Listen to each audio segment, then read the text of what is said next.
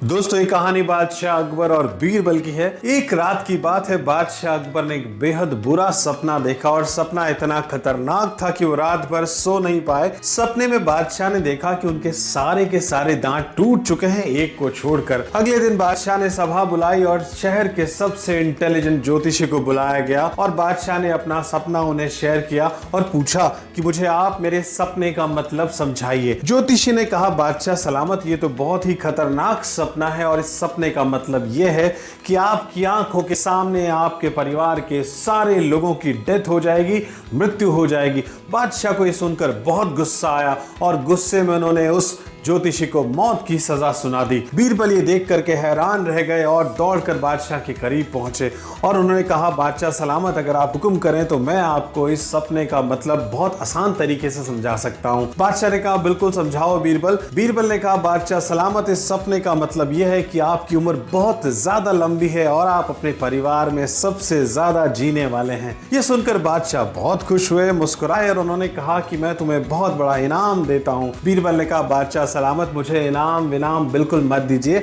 आप इस ज्योतिषी को छोड़ दीजिए। कहना तो ये भी यही चाहता था जो मैंने कहा, लेकिन ये ढंग से कह नहीं पाया। दोस्तों, एक छोटी सी कहानी बहुत बड़ा संदेश आप सभी को देती है। जिंदगी में कई बार ऐसा होता है, हम कहना तो कुछ और चाहते हैं लेकिन कह कुछ और देते हैं, खराब कम्युनिकेशन स्किल्स की वजह से। तो लाइफ में अगर आपको सक्सेसफुल होना है, आपके कम्युनिकेशन स्किल अच्छे होना बहुत ज़्यादा ज़रूरी है। यानी कि effective communication skill is very important for success. और एक शेर मुझे याद आता है, यूं तो दुनिया में कोई बात नई बात नहीं, सिर्फ अंदाजे बयां ही तो है जो बात का मतलब बदल देता है। तो सोच समझ के शब्दों का इस्तेमाल कीजिए